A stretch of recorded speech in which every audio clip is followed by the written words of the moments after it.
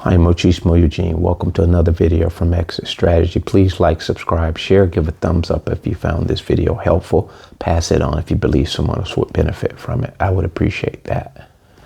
Just know, guys, that a narcissist in and around your life comes to steal, kill, and destroy.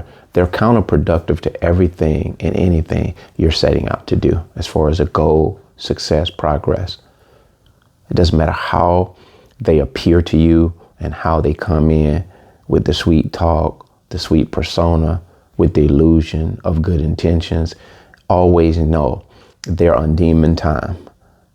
They have no love for you. They despise you and they want you destroyed. This is never going to get old. But I see this more now outside of myself than I do in my own life. And because I see it in full effect, awakened as I am, happening to other people, which is why I really stress to you who are listening to me right now, I hope, and you're still stuck. Yeah, it's okay to say that. You're stuck. First, you have to accept that this is what that reality is. You're stuck. Okay. Let's say a car is stuck. The car isn't going to be stuck forever. It just comes down to a matter of figuring out a solution and getting it unstuck. And I know that is easier said than done, because if it was that easy, we wouldn't be on here talking about get away from them, get out of it. And we wouldn't be dealing with situations where so many times people have stayed so long until it ended in tragedy. This is a reality. People are stuck, and there's words and there's reasons to describe and to explain why. Cognitive dissonance. This is when you go back and forth a lot of times because you're in trauma bonds, guilt trips. But most often it's the trauma bond. That's the subconscious handcuffs or rope that they've tied you to that relationship with, by means of breaking down your boundaries, first of all, breaking down your sense of self, breaking down your strengths, breaking down your,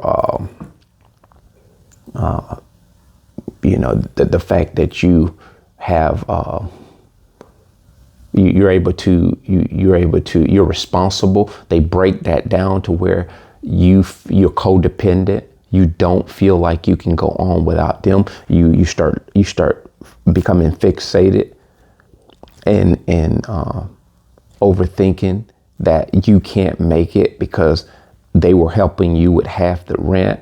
So you start thinking about all of these tangible things, all of these things that equate to, especially if you got children, you allow these things at the forefront of your mind, whereas you're thinking, man, I can't, not to mention the embarrassment. You don't want to be embarrassed. That's a big one too, because you think if you just bounce without leaving them the memo and go to mom's house and hibernate over there until you can figure it out, you're going to look like a failure. So all of these things are bombarded in your head.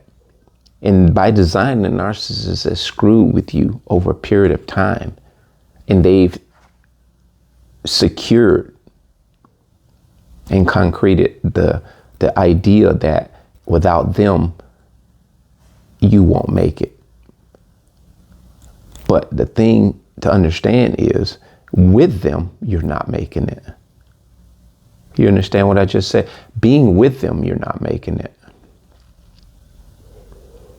You're actually being held hostage without a gun.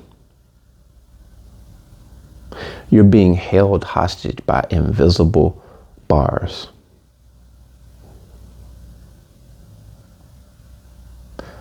They have done a number on you And I researched abduction sometime, and Elizabeth Smart is a case example of that.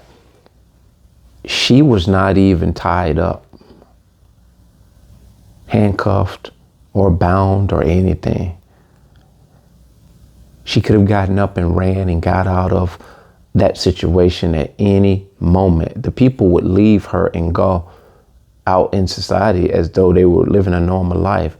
And they would just threaten her and tell her if she left and they found her, it would be hell to pay. They would kill her, X, Y, and Z.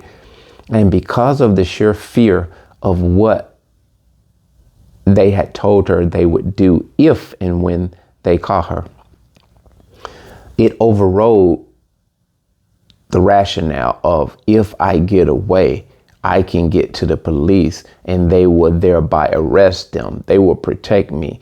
They will put me in a safe house. But at the time, being that the fact she's never been abducted, no one knows these things. And even if you've watched movies on TV, what happens is there's a fear factor that overrides the rationale. And so this is how narcissists, they're gambling on this. They lead with fear and intimidation. That's why you'll see a lot of these dictatorship countries that's how they gain power and maintain power. Fear and threats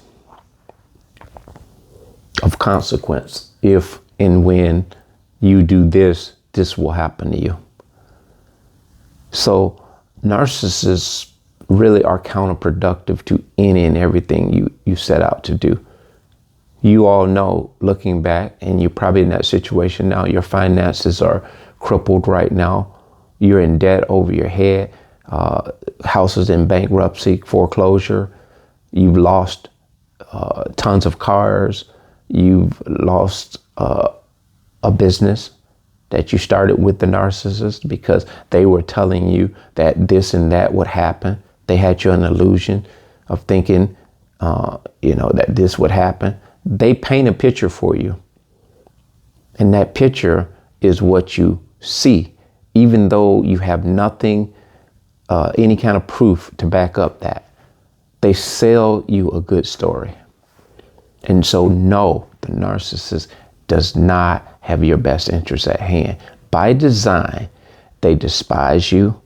They want to destroy you. You can come in to a situation or a relationship with them or a business venture with them, and they will give you the impression that this is a good move. Even in a relationship, a good move. Because they catch you not so much always when you're vulnerable, but when you're open to an idea. First of all, they'll stroke your ego and say, oh, this is a good business. You're doing good. Oh, man, that's nice. If you ever want to partner, hey, I'll be willing to do it with you. You see how that happened? They gave me the option. So you think. They give you the illusion that they're giving you the option. But looking back, you now know that they stuck around and they just sweeten the tea little by little. They put a little more sugar in the tea every time. They'll be like, hey, you thought about that business we should go in? Hey, man, I'm telling you. And they'll be hitting you on the back of the shoulder like, hey, I told you, man, you the beast. You're a beast. Hey, man, if we were partnering, we'd take over this city. And so they're amping you up, but they're including themselves in your success. Subconsciously, or not even subconsciously, they're doing it in your face, but it's subtle. They're coming at you, amping you up, showing you your accomplishments, but taking credit for it with the we. Boy, we would take over this city if you and I was partnering. And guess what? In time, you end up falling prey to that ideal. And you'll see that whole situation turn for the very worst. And you'll be looking back saying, man, I should have stayed where I was. I should have kept it the way it was. I don't know why I listened to them. Now you're embarrassed, you're ashamed. And for whatever reason, you still don't know how to disengage because you're stuck. You're not willing to lose anymore. So you stay in that stuck situation, lose any more. You've lost from day one and you're continually losing. So the mind is telling you, I might as well ride it out. The biggest mistake you can ever make. Don't ride it out. You're going to drown. I hope this has been helpful. That being said, bless.